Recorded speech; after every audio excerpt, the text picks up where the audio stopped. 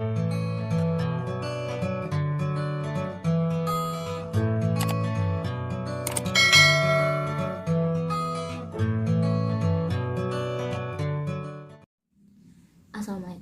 warahmatullahi wabarakatuh. Balik lagi di channel Vivi dan Haniza. Kali ini aku sendiri karena akan membawakan konten horor, yaitu bacain thread horor. Siapa di sini yang suka nonton film Insidious? Itu adalah salah satu film horor favorit aku yang sangat-sangat luar biasa. Oke, jadi aku nemu thread ini di Twitter. Oke. Yang emang aku cari aja gitu random.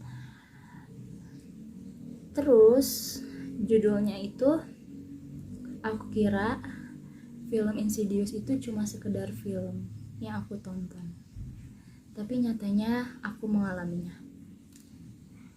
Menarik ya. Kita mulai aja threadnya. 1, 2, 3. Oke, ini disclaimernya ya. Sebelumnya tolong dimaklumi kalau thread aku berantakan atau gimana, karena ini first time aku bikin thread, dan ini sama sekali gak aku tambah-tambahin kebohongan, karena ini benar-benar real aku alamin 2 tahun lalu, which is ini dia bikin threadnya itu 2020, berarti sekitar tahun 2018an ya 2018. Oke, kita mulai ya. Tepat 2 tahun yang lalu, aku ingat banget itu bulan November. Aku masih SMP kelas 3, pulang sekolah sekitar sore jam 4-an. Posisinya aku pulang hujan-hujanan dan cuaca juga lagi dingin karena hujan. Sampai di rumah, aku ketemu ayah. FYI, ayah aku kerja sampingannya adalah driver online. Aku agak sedikit kaget ketika sampai rumah ayah menggigil. Bener-bener menggigil kayak orang kedinginan banget. Aku lihat ayah di dapur lagi masak air. Nah, di situ aku coba positive thinking. Oh, mungkin ayah kedinginan karena kehujanan. Dan aku nggak nanya sama sekali, berhubung juga capek abis pulang sekolah. Sorenya nggak ada kerjaan apa-apa. Tapi keesokan harinya, ayahku paginya itu badannya demam tinggi dan masih menggigil gitu. Mamaku ngajakin ayah buat malamnya berobat ke puskesmas terdekat dekat rumah. Sebut saja Dokter Dewa. Mamaku bilang, "Yah, berobat yuk ke Dokter Dewa." Lalu aku jawab, ayahku jawab, "Gak mah, gak apa-apa, ini cuma demam biasa." Di situ ayah cuma minum obat apotek dan mama kira ayah bakal sembuh gitu kan, tapi ternyata enggak. 3 hari berturut-turut demam ayah nggak turun sama sekali, badannya sering keluar keringat. Mama udah panik banget. Ayahku tetap nggak mau diajak berobat. Ayah bilang, "Gak usah, nanti sembuh sendiri." Ketika ayah bilang gitu, aku baru sadar aura tatapan mata ayah udah beda. Akhirnya mama kekeh buat ajak berobat ke Dokter Dewa. Mama juga udah sering nanya apa yang dirasain ayahku selama ini. Dan ayah bilang, dia gak ngerasain apa-apa. Ayah itu keringetan cuma dari leher sampai punggung aja. Setelah berobat ke Dokter Dewa, ayah belum sembuh juga. Mama heran banget, karena Dokter Dewa itu dokter langganan ketika aku sakit juga gitu. Mama mikir, kok gak mempan dan gak ada efek apa-apa. Paling gak ngefeknya cuma sama keringetan di daerah yang aku bilang tadi, leher sama punggung ya. Bahkan sampai obatnya habis pun tetap sama, gak ada perubahan apa-apa. Sampai lama-lama ayah bener-bener berubah. Bukan seperti ayah yang aku kenal, ayah yang aku temui tiap harinya. Mama udah ngerasain feeling aneh.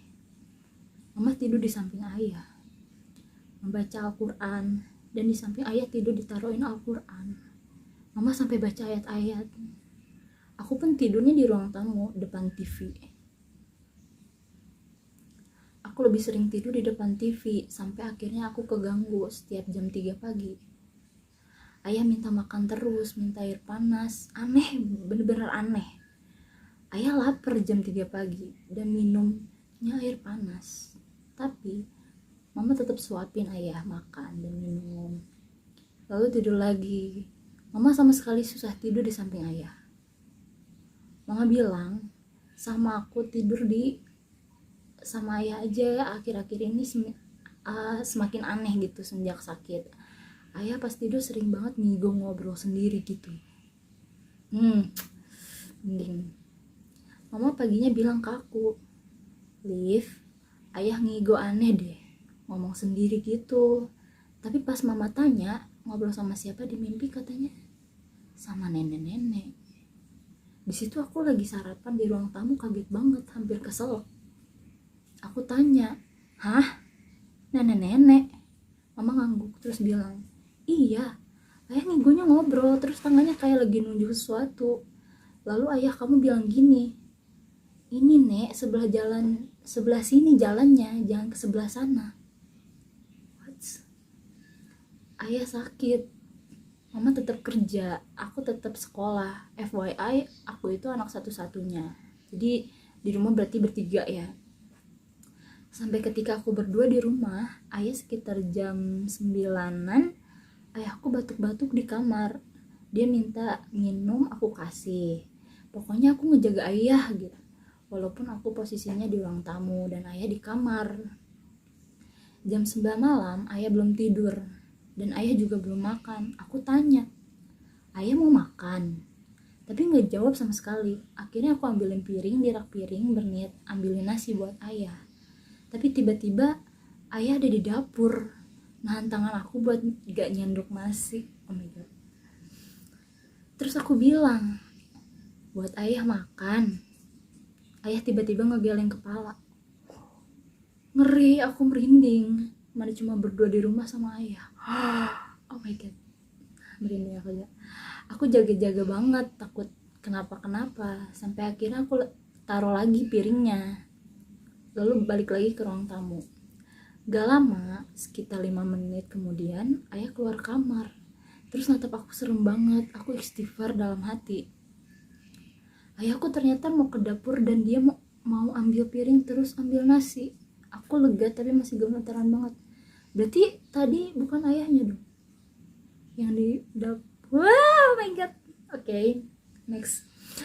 Setelah ambil nasi, ayah ngomong ke aku, ayam.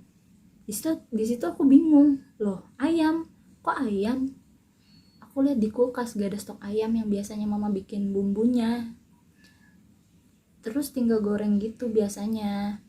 Aku lihat ke dapur juga gak ada ayam juga. Tapi ayah aku masih sama, dia bilang lagi ayam. Why ayam? Pintu di luar tuh dikunci. Ayah aku bukannya gedor-gedor gitu sampai megang-megang pintu. Megang gagang pintu. Aku susah banget nahan badan ayah aku, ditambah juga suara ayah dan minta ayam. Masih minta ayam. Aku akhirnya dengan sekuat tenaga dorong sedikit badan ayah, terus aku keluar, cabut kunci rumah. Oh, I see. Jadi dia tuh terjebak di rumah, pengen buka pintu rumahnya. Oke.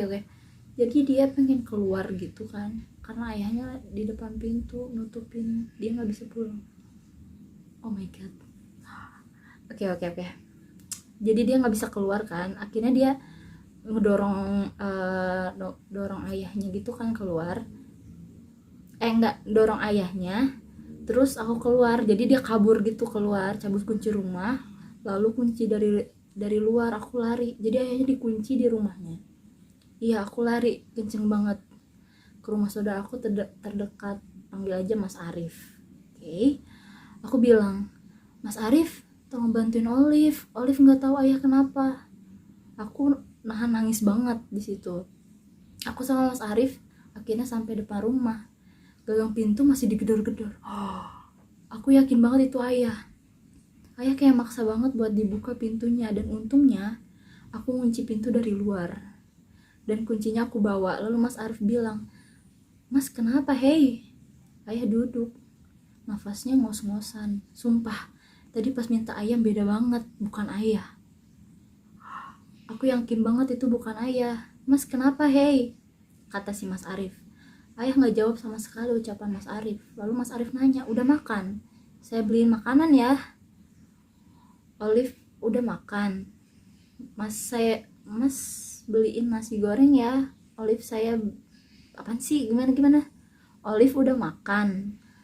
"Mas beliin nasi goreng ya." Olive, "Saya beliin soto ayam." Oh, jadi dia mau beliin makan lah ya intinya. Di situ aku udah nangis, jujur takut, trauma. Gak lama Mas Arif balik lagi bawain makan. Oh, jadi si Mas Arif tuh malah pergi buat beliin makanan, sedang ninggalin si Olive. Serem juga ya. Terus Mas Arif nanya, "Mama pulang jam berapa?" Aku jawab, "Nanti jam 10, paling dikit lagi." Maksudnya bentar lagi kali ya, bukan dikit lagi. Lalu Mas Arif bilang, "Sabar, nanti kalau ada apa-apa ke rumah aja ya." Aku nangis sesegukan, terus ngangguk. Aku juga kalau jadi posisi jadi si Olive ini juga kayaknya udah pergi sih, takut. Gak lama mamahnya pun pulang. Aku ceritain semuanya ke mama gitu. Nah, tapi aku nggak percaya. Mamanya aja nggak percaya. Dan malam itu juga ayah dibawa ke orang pintar terdekat, yaitu Bu Haji. Bu Haji bilang, "Ayahku ditegur," katanya. Nah, ditegur gimana maksudnya? Dan ada orang iseng. Aku yang sama sekali nggak ngerti. Dan Bu Haji itu ngasih air di dalamnya. Ada tulisan Arab gitu. Oh, jadi kayak air doa gitu lah ya. Terus bilang, "Minum ini setiap sebelum tidur ya." Lalu setelah berobat ke orang pintar tersebut, ayahku minum airnya. Kukira akan membaik setelah minum air itu selama seminggu, namun ternyata malah makin parah. Oh my god, ayah yang suka tiba-tiba makanin sendal yang biasa dipakai di rumah. Ayah udah gak kuat berdiri, mau ke WC pun dituntun mama. Ayah ini bukan ayah, pikirku. Ih, kok makin parah sih? Oke, lanjut. Pelajaran terganggu, aku banyak try out, tapi aku gak fokus sama sekali. Sekitaran seminggu lebih, ayah semakin parah. Udah banyak orang pintar yang datangi rumah, banyak juga biaya yang udah dikeluarin. Bahkan orang pintar yang datang selalu ngasih tahu yang beda-beda. Ini orang pintarnya pintar beneran gak? Orang pintar yang ngasih tahu itu selalu beda kan. Yang Bu Haji bilang ayahku ditegur, tapi orang pintar kedua bilang ayahku itu kesambet dan nabrak kakek-kakek, lalu diikutin setelah pulang nge-grab. Nabrak. Oke. Dan lebih aneh lagi, orang pintar ketiga bilang ayahku itu kena angin merah. Apalagi ini? Please, angin merah itu apa? Lama-lama gak masuk akal. Mama udah berdoa dan banyak sholat pun sama. Sampai di rumah ketika malam yang menurut aku paling menyedihkan dan menyeramkan. Oke, ini kayaknya klimaksnya deh. Keluargaku jenguk ayah, om, sama tante aku. Di malam itu om aku datang, sebut saja Om Ani. Om Ani datang jenguk ayah dan sedikit ngobrol sama ayah. Tapi jujur aku senang, sepertinya ayah udah enakan karena pas diajakin ngobrol tuh udah banyak senyumnya. Oke, ada progres lah ya. Om Ani bilang gini, "Ini perut masih sakit, Mas," sambil megang perut ayah yang semenjak sakit itu kembung gede kayak orang masuk angin, gak kempes-kempes. Lalu ayah jawab, "Gak kok, alhamdulillah ini udah enakan." Aku lega dengernya, lega banget. Oke. Setelah ngobrol, sebelum Om Ani bilang, "Ya udah Mas, maaf gak bisa lama ya, istri sama anak saya juga di rumah." Ayah ngangguk terus senyum. Setelah Om Ani pulang, mama pergi keluar sebentar naik motor. Nah, kata mama ke aku, katanya mama mau nemuin orang pintar lagi. Oke, lagi-lagi orang pintar. Ini orang pintar keberapa? Aku iyain, dan akhirnya mama keluar. Lagi-lagi aku cuma berdua lagi sama ayah. Oh my god, kayaknya bakal terjadi lagi sesuatu deh. Jujur rasa trauma aku masih ada, tapi aku coba alihin sementara. Aku maskeran, hehe. Oke. Jadi dia maskeran lagi maskeran, terus tiba-tiba dengar suara gitu, suaranya persis dari kamar kayak orang cegukan. Aku langsung buru-buru nyamperin ayah yang lagi tiduran. Aku nepok-nepok pipi ayah, ayah bangun ya. Tapi ayah masih cegukan. Iya cegukan, dengan posisi matanya merem kayak lagi tidur. Oke. Kok serem ya. Aku cuci muka dan kembali lagi kamar, sadarin ayah cegukannya malah makin kencang dan cepet. Ih serem banget. Posisi matanya masih tertutup persis kayak orang lagi tidur. Aku ganti-gantinya nabok lagi, ya Allah bahasanya. Ya nampar kali ya, nampar kecil gitu tapi ayah biar sadar. Lalu mama datang, aku udah nangis banget. Mama sadarin ayah, mama juga nggak henti-hentinya bilang, ya sadar ya, astagfirullahalazim. Aku pikir ayahku tadi udah enakan banget kayak orang sehat, tapi kok tiba-tiba begini. Mama dudukin ayahku ke posisinya yang masih cegukan dan merem, bener-bener gak sadar. Liv, telepon Om Depi, Liv cepetan. Aku akhirnya nelpon om aku yang rumahnya daerah Ciledug ke rumahku agak lama. Dan ternyata mancing tetangga. Oh, jadi tetangganya jadi ikut tahu kali ya. Tetangga langsung pada heboh masuk rumah. Pertanyaan keluar dari mulut mereka masing-masing. Mereka nanya, kok bisa begini? Kok kita nggak tahu? Mama nangis, asli aku sama mama nangis banget. Mama jawab omongan tetangga sambil nangis. Lalu Om Depi pun datang. Om Depi kaget banget lihat kondisi ayah yang udah seperti orang sekarat. Ih, Allah sedih banget. Om Depi langsung megang tubuh ayah. Bang, kenapa bang? Sadar bang, ayahku masih merem, masih cegukan. Berarti selama tadi itu dia cegukan ya? Kasian. Aku disuruh mama nelfon Mas Arif yang tadi beli makanan. Lalu Mas Arif juga datang. Ramai banget itu rumah posisinya. Om Depi sama Mas Arif gak henti-hentinya sadarin ayahku. Berarti belum sadar. Oke, lama banget ya. Bawa ke rumah sakit aja, Om Depi bilang gitu. Tapi ketika mau dibawa gitu, ayahku langsung pipis di celana gitu, kena spray celananya pun basah.